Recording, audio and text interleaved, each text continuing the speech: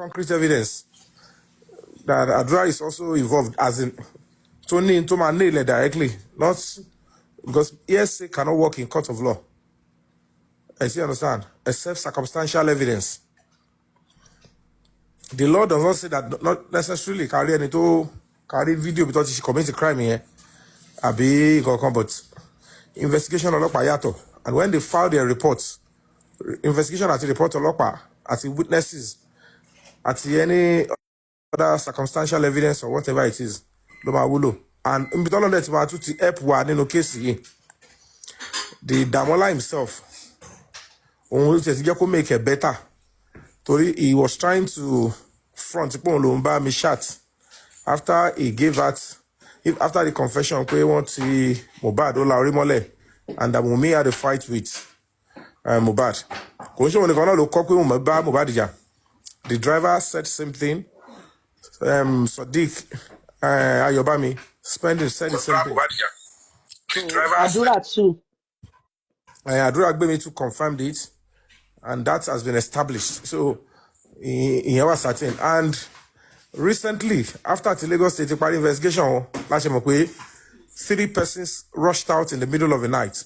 Wumi confirmed it, and even yes, one rushed out and they were looking for pharmacists, Loru.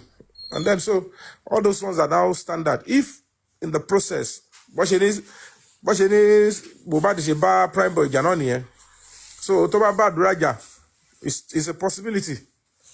But whoever is going to confirm it must be somebody to help and is legit under the law, or and to Fuju already, where they actually fought.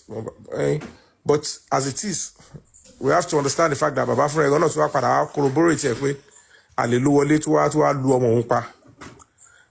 the role, whatever it is, I don't know. Police must tell us, bring Zomo out. Whatever role he played, old video new, boya new video new. We want to see the Zomo should be also brought in, especially by don't want to carry Umiti young before now. Umini Zomo lumbaja no video yen. Zomo ni onko lumbaja, mohbad lumbaja. So to get old video, that is another serious evidence. Ikpe Umi, she's a violent person. To get current video, because anything we call them to get current video, definitely it is crystal clear that Zomo came into that house to do something. To maybe to force somebody to do something, but like I said, for all these things to be admissible in the court of law, it's important for the police to extract it themselves. Even if you are bringing the evidence to them. Key reports in here could be. But Emma Bokulole Loroju, the way to get the truth is to go after those that were in the house, or particularly 24 hours with mohbad before he was murdered. And that the father of the boy buried mohbad within 12 hours, in spite of the fact that only Ali Lokpa mohbad, only Ori Duve to soak again, Ori Oju mi to wu. And he went ahead and just went to bury without reporting to the police. I don't know which parents or any adult or any sane person, no matter your education, will go ahead and do that without even expecting that that person deserves justice. At the end of the day now, Nigerians will be a I mean, if the public can demand that mohbad should be exhumed, how much more the father? So the fact remains that the public if you pariwo, did we see more than just a bent neck? I don't know why people are like this. We didn't see anything. We only saw one clue. Spirit mohbad is okay. Can somebody just confirm and push it that they should open this casket? How much more the father that saw the body up close and personal? So why is it now deceiving us that and at the end of the day, the truth is now coming out. They know what they did. Because I don't want to interfere. We know why we are in court anyway. So when we get to that bridge, we'll cross it. But whatever it is, about anything, they might not be able to testify. If you call them to police station now to come and repeat the same thing, they will tell you they were just joking, or it's just conversation, or it's just a cruise, and that makes it a waste. So it turns out to just be an ordinary conversation. Just like many of the evidence that have been thrown on all the platforms. Nobody is making move. Nobody make credible move to ensure that they are used in the court of, and they have said so many lies. Too many unnecessary stuff. And so if the people that told the story, they are willing to come out and testify before the police and the court, then you are not going to rely on it because it's not evidence, it's just hearsay. And hearsay can never really be tenable or used in punishing anybody. It's not going to work in any court of law. They will fight it and they will win. So, and it's best is not, we don't go to court with empty stuff. So that's my own opinion. But so thank you. On this evidence, voice with chat, petition. No, you can't. The only thing is police can invite the person. Because evidence. Even change the testimony, you can't force somebody to admit to what they see or they didn't see. The only thing to call the commit crime, charge it's against the law. It's called obstruction of justice. Iru ya mohbad yensin to sọ pé tó ti confirm pé Monday ni àdúrà mohbad kú tó ti sọ different interviews ó maintain Monday kò wá ṣe púpọ̀ dárúkọ Monday yẹn nìkan. She gave a vivid account of what she did on that Monday to tell you that it is not Tuesday. Ipe ìjọ Monday yẹn wọ́n tún sọ pé ṣẹjọ́ sùmọ́jú so kò lè jẹ́jọ́ Tuesday tán on the claim mohbad yẹn ló sọ. She gave an account. That's the mother. And he said after then, Wumi said, Ọlọ́run jẹ́ kẹ́ gbọ́ wọn kan ni Ọlọ́run jẹ́ kẹ́ irúkú ọmọ o. Òun ní irúkú ọmọ kẹ̀ kò lè jẹ́jọ́ Tuesday yẹn. Kó wá jẹ́ pé alẹ́ ló ṣe máa débẹ̀. Ọlọ́run jẹ́ irúkú ọmọ kẹ̀ ṣe máa débẹ̀ 9 o'clock. It's not possible. So she gave a vivid account of what transpired on Monday, and we all know something happened on that Monday 11th.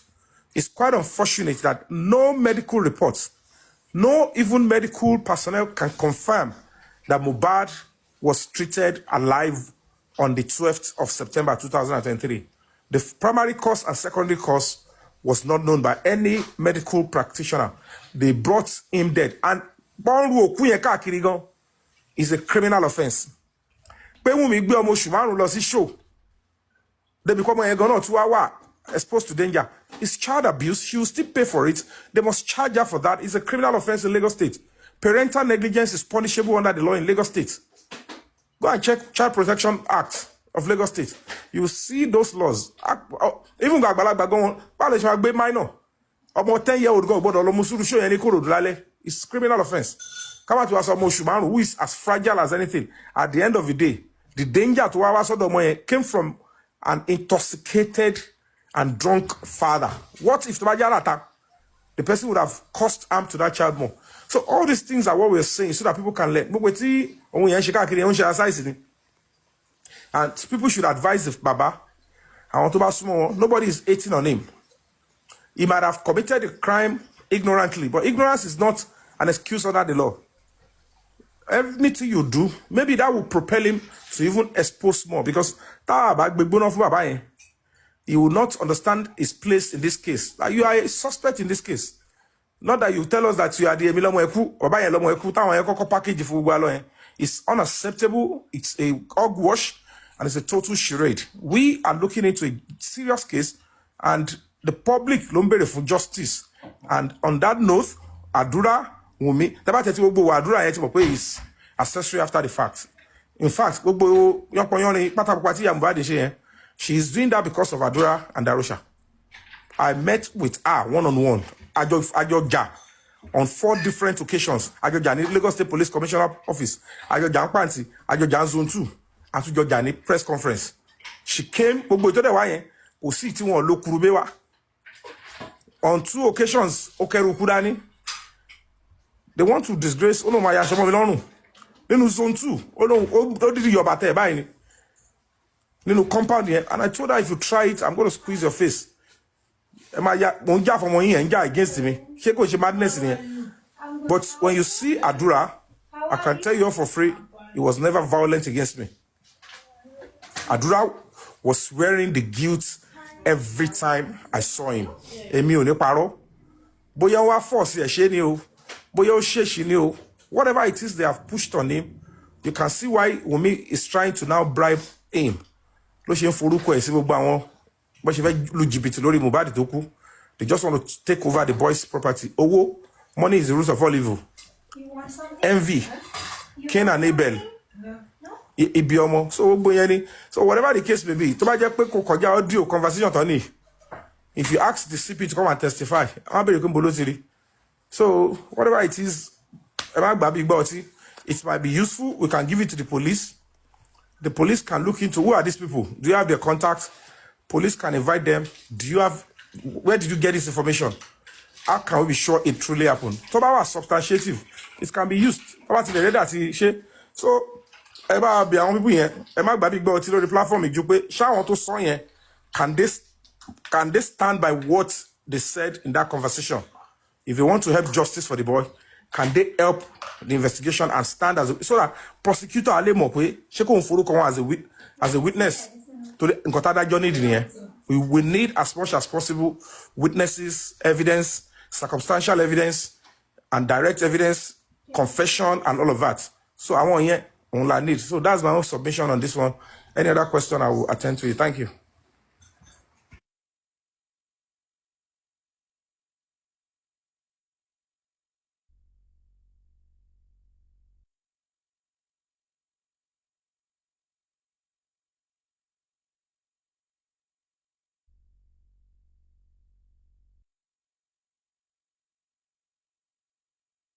This again, like I showed you guys, the phone forensic done on King White.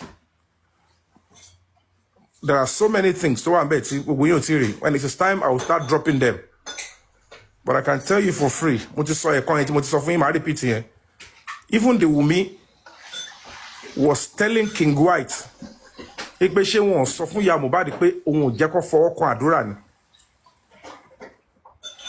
and several other things that I would not want to reveal now until because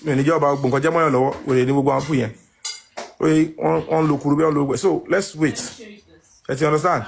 It's very important that those two and whoever came in, if he's not willing to tell the police, then he's not interested in justice, because by now he knows that he needs to come through.